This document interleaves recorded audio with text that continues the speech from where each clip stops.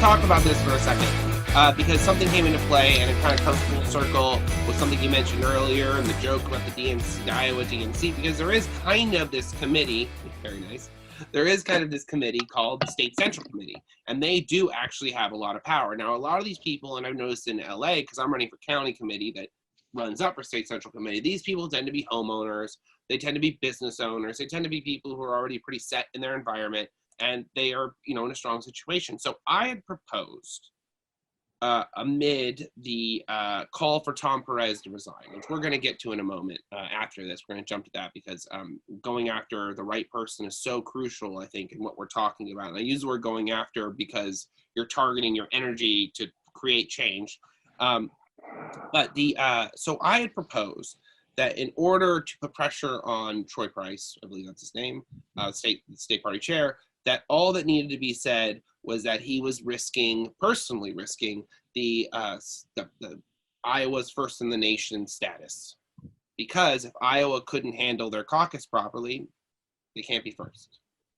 And apparently there's an article, it's from Bloomberg actually, where an email leaked from the day before he resigned, the day after I proposed this, where he was sending an email because the Whisper campaign had already started with the State Central Committee, where they said, Troy Price is risking our first in the nation status.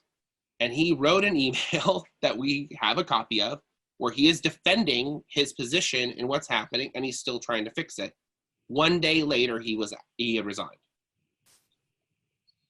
Now, I'm not saying I did this, but I am saying that the strategy that I proposed is actually what ultimately led to his removal. And I think that this is really important to identify because when you want to create change, this State Central Committee body is really important because the DNC, we saw in 2016, and I'll let you go on this in a second, Jason, is that we saw a national body that had total control of the state bodies. So it seemed like it was all the head, these were all the bodies, or this was the body, these were the multiple heads we were dealing with. But it's actually the opposite. It's all these bodies, and they're protected by the people above them and the people below them. And if you can get the DNC chair to be non-supportive of their actions and the State Central Committee, how long are they going to last in that seat, Jason? About 2 days to a week. 2 days to a week. 2 days seems to be our record. Yeah. Again, this is, I should hope that people who listen to this and listen carefully can hear the same repeating themes over and over and over and over, because there are just principles that can be applied no matter what state you're in or what level of the party you're at. And it's, if you don't like what happened in Iowa, that's one thing. If you don't like what happened in Iowa and you know why, that's another. If you don't like what happened in Iowa, you know why, and you know who to talk to change it, now you're starting to get somewhere. And when you already know going in, well, if the chair needs to go down, it's the State Central Committee that can apply that pressure. Then now, you're just light years ahead of everyone. Then you start contacting people around the State Central Committee, people who are influential on those people, and make those arguments.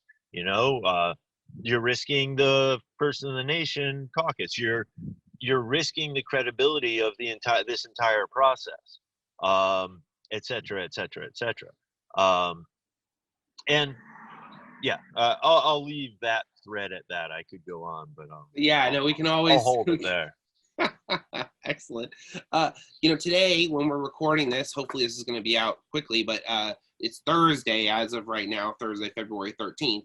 And on Saturday, they are holding a new election where an interim chair is going to be elected, and at the same time oversee the recanvass that's going on, which is a very limited recanvass. I have been pushing for a full recanvass, but I really realized, and I mentioned this earlier, that you can't change the problem I'm seeing during a recanvass process because technically they follow the rules.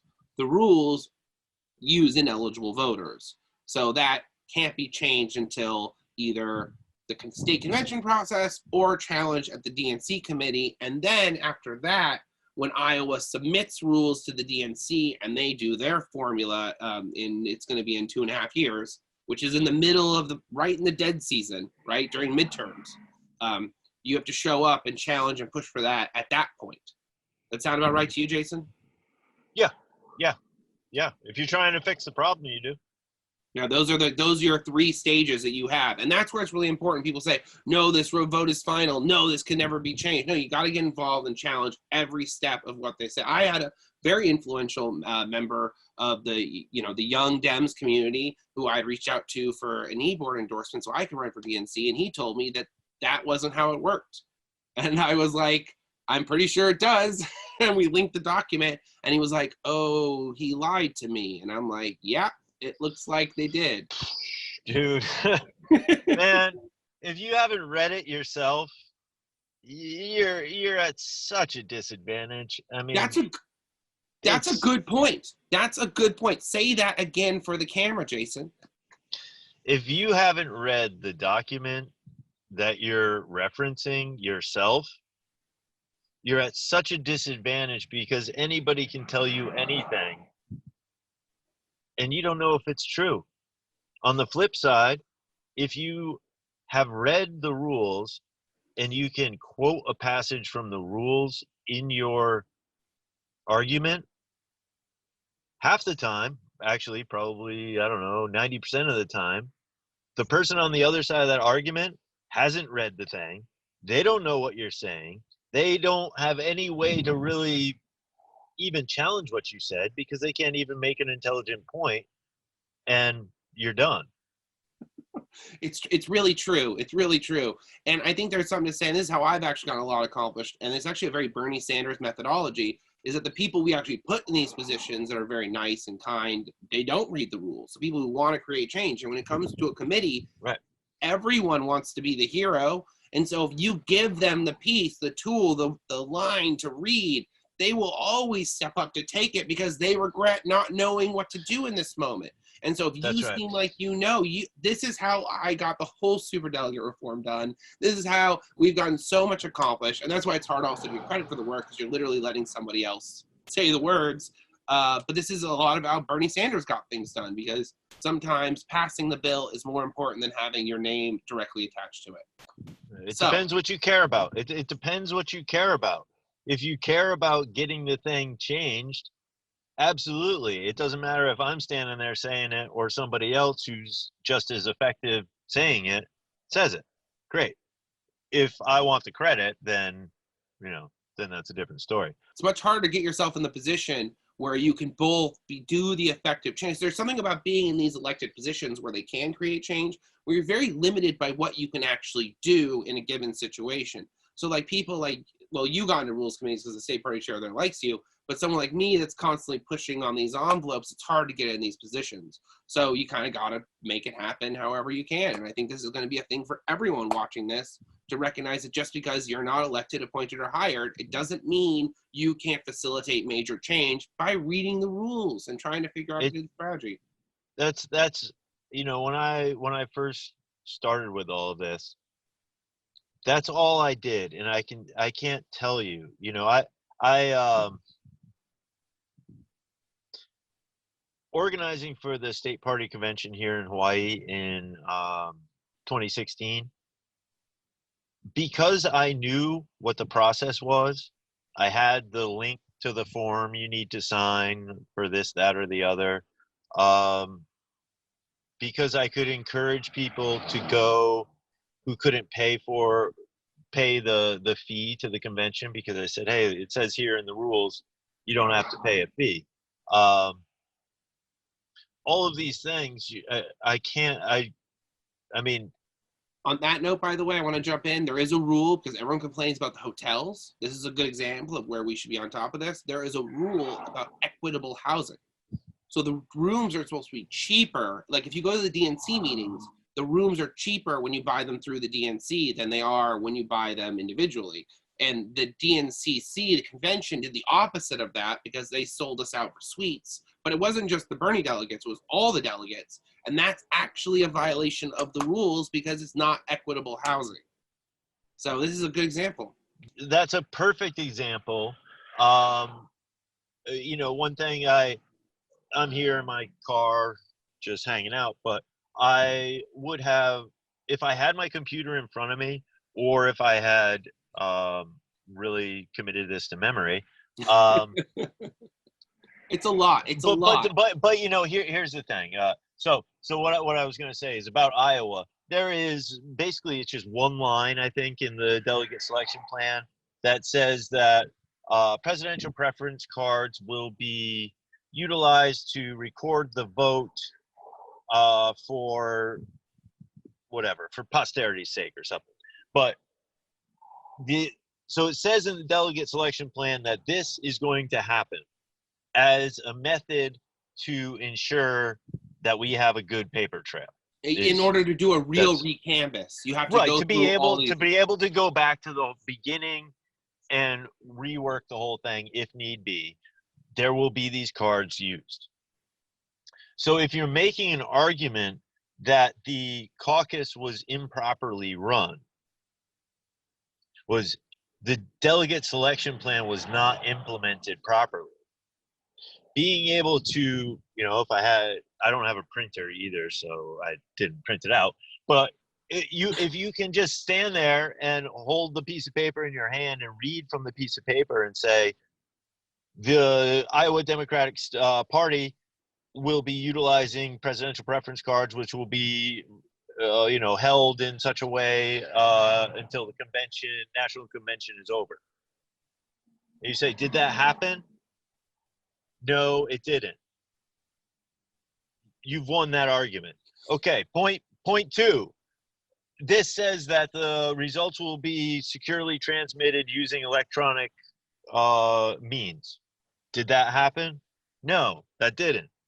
And you can run through these things, and because you are just quoting straight out of the delegate selection plan, your arguments are unassailable. Yeah, they're rock solid. They're rock solid at this point. And you land in some of these places where, okay, an interpretation is there's a potential for a different interpretation and those things. But those are all kind of, to me, those are all way down the list. Start with the heaviest, hardest hitting, look, this thing is messed up, and you can see it right here, and here, and here, and here. And then there's these other things that are kind of weird, don't you think, and we should talk about? And then there's, and you move all the way through, and by the time you're done. So what Jason's saying is, and I'm going to try to put this into a box, right, is that you're saying about go for the most obvious things that are the least arguable at beginning. Start at the top, work your way down. Because some of these rules, like the rule that I'm talking about, I'm very excited about catching this because it's been going on for, 50 years, and it's just, wow, this can't believe it's been happening. But it's not the right time to talk about it. And we should be, with those need to, like, whenever there's a rule that gets interpreted or there's up for interpretation, that does require a language change, but that happens when the delegate selection plan is written, not after it's been certified, or it gets challenged at the DNC level because it never should have been certified. And this is what Jason is trying to say right here, is start at the top and work your way down, make the strongest argument, because also, even with the state party chair out, there is the opportunity for Bernie Kratz to just go through this list of all the things that happened with the new chair and totally steer the recanvass process and the state convention process. Absolutely. And what you're doing too is you're making allies along the way. You're bringing people onto your side because your side is obviously the right side. Should we do math correctly? Walk into a room of people, Democrats, and even if they are trying to cheat, and you say, should we do math correctly? They're all going to say yes. You say, did we transmit the totals securely electronically? No. So now you've already gotten them to agree with you on two things that were real problems in this election. And what that does is it opens the door to, well, if these two obvious things didn't happen properly, and here's a third and here's a fourth, and nobody can disagree with those.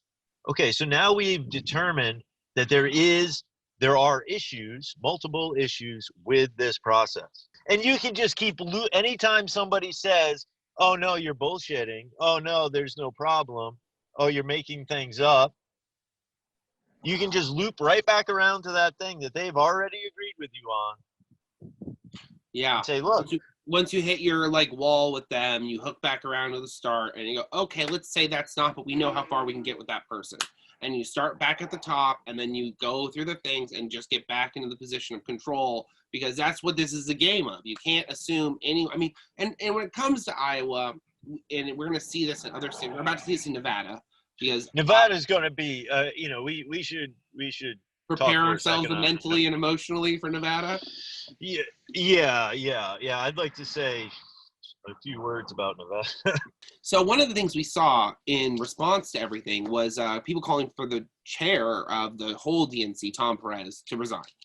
Now, I had said already that I thought that going after the state party chair made a lot more sense, and he stepped down almost immediately with that strategy, as we've discussed. What do you think about where the DNC chair stands? I generally believe, just so people know, and they should, that he's the only thing standing in the way of the superdelegate reform being attacked in some way.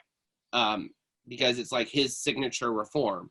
I know people don't like what happened with the climate debate, but what are your thoughts, Jason? I don't think it's a good idea to call for the resignation of Tom Perez.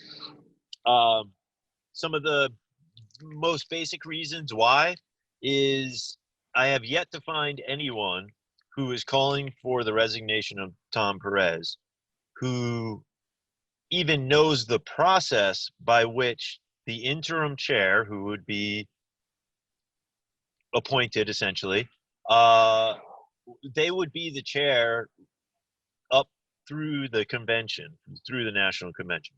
So people are calling for the resignation of Perez, but they don't know who would replace him. Yeah, the person would actually be the chair until the DNC elections in 2021. Because remember, Donna Brazile took over and she did the elections. We were both there. So that would actually last that long. And that person would also control the next election process, which is something people really need to think about. Yeah, right. And the chair has significant power. But again, this is somewhat of my theory of argumentation, because oftentimes it's not, you're not necessarily trying to win the argument with the person you're arguing with. You're trying to win the argument for the audience that is watching and making good, accurate points that most of the audience can agree with. So lurkers, you're talking about lurkers. How are you going to have call for the resignation of,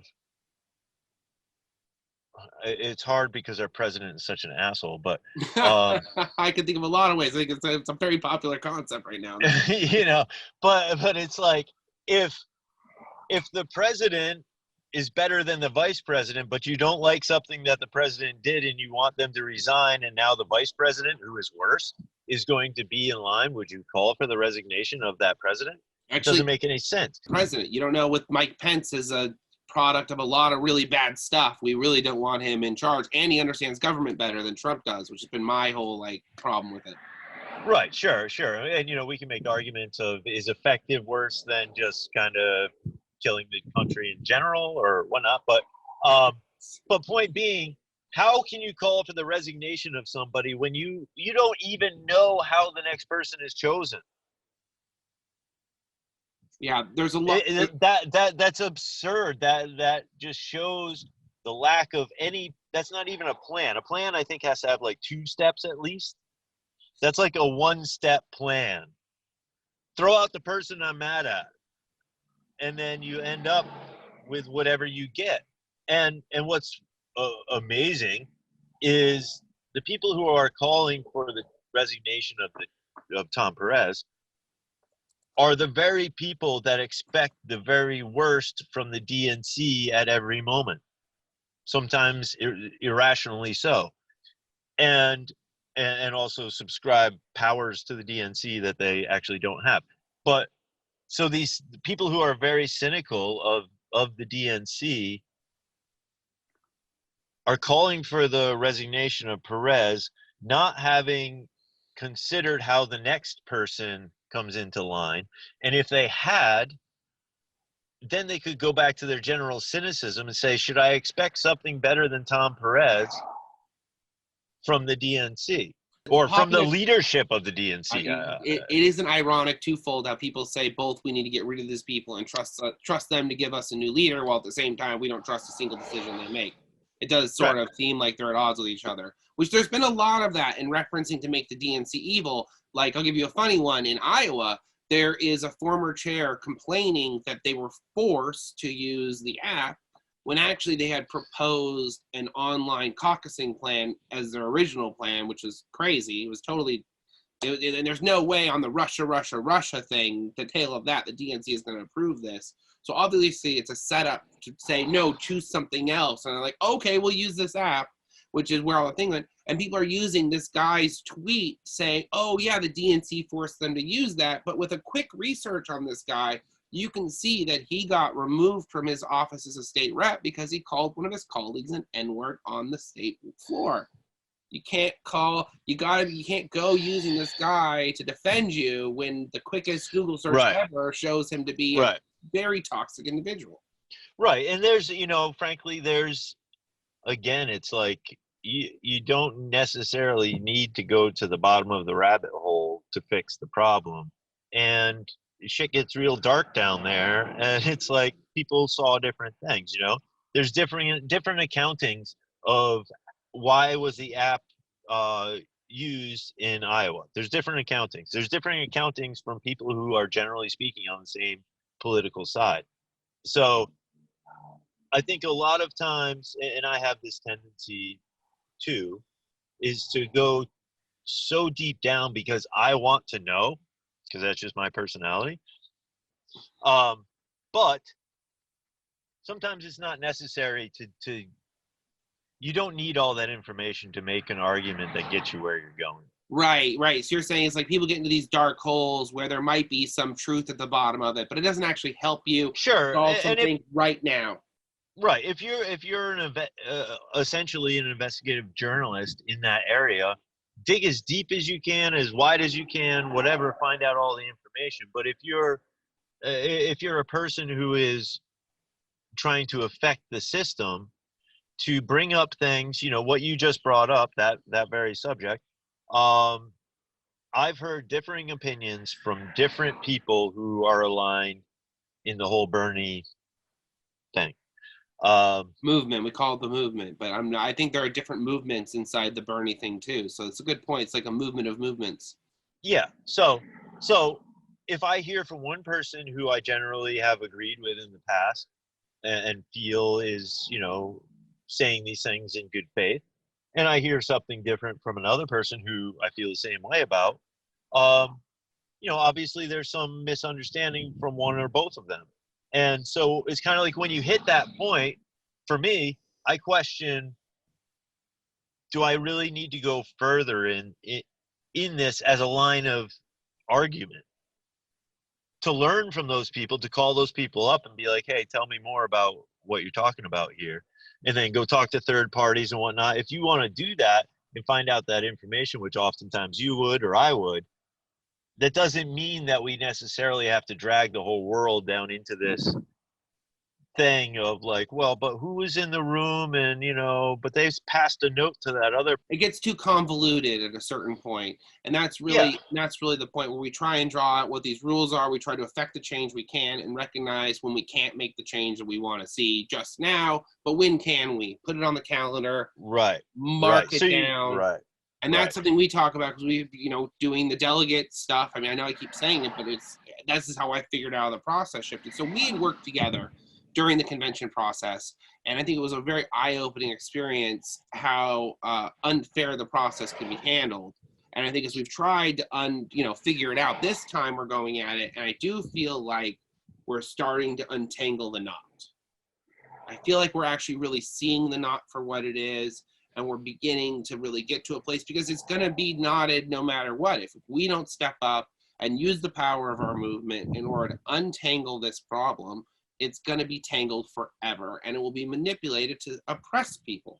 And that's sort of where people say, well, why do we do this? Why do we keep pushing? Well, it's because Right. people are being oppressed, and they're being oppressed because math is really hard, especially when you add time and people into it. So these things, it gets really complicated. And so not a lot, and it only took a couple of smart people to manipulate the process. Because we should get away from the word rigging, because it's like a popular word, but it's not an effective word. And they are, at the end of the day, manipulating. Is there an opportunity to manipulate that? Are we, like the state delegate example, the state delegate number separating from the popular vote number shows that there is some type of rounding error. That should never happen. And so this is sort of like how we go after these individual parts. I don't know. So let's get back to some subjects though here. So Tom Perez, we're not calling for the breakdown of Tom Perez. We are pushing for the Bernie thing. Okay, so we're talking about all this stuff. We're talking about really the past, but the convention fight, which is our future. But we got real elections coming up. So the next big thing, we talked about it already. It's Nevada. They have already said they're not going to use the app they used last time. I have spoken to volunteers who have practiced on the app they're going to use, and essentially it's a Google Doc, which actually is more transparent than a lot of things they would use, because you can actually see, like someone could go through and figure out where someone made edits or changes to it. You can do a lot of things with that, but still a lot of room for those ropes there to be pulled on and set that sail. So unfair advantages are real. So Jason, what the hell is going on here? Yeah, I think to look back 4 years ago is a really good starting place. I read something recently that was talking about why Nevada was such a problem in 2016, and it really came to the theory of this piece was Bernie had tied in Iowa and won New Hampshire. Hillary was now in some way questioned, which hadn't happened in like 8 years, and we could go back through the chairs of the DNC, one of whom ended up being the VP pick, et cetera, and see how that all happened. But Bernie showed up, and everybody's like, who's this guy? And then all of a sudden he ties in Iowa and wins in New Hampshire. And what came next? Nevada, a caucus that lends itself to manipulation. The chair, everybody basically hates the chair, or the former chair, Roberta Lang, who ran for secretary and lost miserably, which miserably was a delight to watch. First round. There was so much of her merch just like piled up in the corner. Oh, yeah, I got my button still. Oh, that was funny. But point being that this is a critical, as it was in 2016, it is in 2020, a critical proving ground in so many ways and for so many people. Whether it be the fact that, it's really the first state with any sort of demographic topography going on. Yeah, it's not just white people. Right. And the nature of the state in general, as far as in the general election, the fact that it's a caucus state, the power of the unions, the way that the state is essentially even just laid out, meaning the power of, I believe it's Cook County. Clark, thank you. Yeah. That's Vegas. Vegas and Clark County. Yeah. The way that Clark County is, is the heavyweight in the room, let's put it. Yeah, it's the majority of the vast majority of the vote. And I actually have quite a bit to share about Vegas. Can I throw what I know from 2016 by you? And you can tell me what you think about this instead of just me sharing with my viewers. Sure. So in 2016, in Clark County, at the last minute, there was 2 busloads of people that showed up at a specific caucus site. Some people saw the videos where the people were like rushed in, And there was even a guy who said in the video, we are going to get our ballots at the end. And they all came in and rushed in, and they overthrew the caucus by the night. Now, if I remember the results in Nevada, it was extremely, extremely close. And it came down to just Clark County being leveraged. In addition to that, there's also a way that they can take the unions, because you got to remember that the cleaning crews in all these hotels represent giant unions of people. And someone like Harry Reid has been organizing them for years. So what they'll do is they'll offer paid time off to come in and caucus during that time. So instead of showing up to work, they get paid to go and caucus for whoever they want. And technically, that they're legal voters who are, you know, if they can get a ballot. But we run into this other issue. And the way we know this group didn't have ballots, it's 2 busloads of people, is that at the county convention, they were found to not have ballots. And they had to refill all those delegate spots. And this process of filling those spots is eventually what triggered the state convention that everyone's so mad about, because those delegate spots got filled by Bernie crafts. We can get into the details of how that all happened later on, but that basically translated into them walking out of the room precisely enough to make it seem like we had never changed the results and their people always had ballots, which is why I think the Clinton campaign wanted Bernie out. They expected Bernie to be out by the by the county convention, by the Nevada County Convention, because that's when they figured out there was a problem. That's what I understand after all my years of investigation on it. What do you think about that? Does that sound a little crazy? Oh yeah, it totally sounds crazy. But crazy is part of politics. I mean, look at freaking Donald Trump. How many crazy things did he do that drove support to him?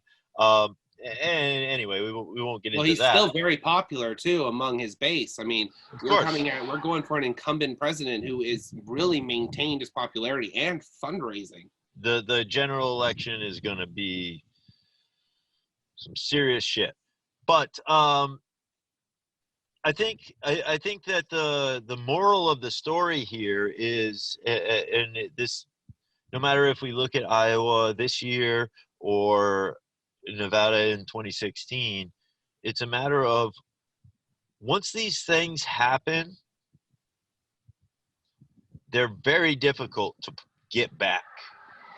Yeah, like to undo them. It's very hard. It's like crashing a car. You sit there being like wishing you could just pull the metal out like Magneto, but it's not going to happen. No, right. You're never going to get those same people in that same room for that vote or whatever it may be. It's not going to happen.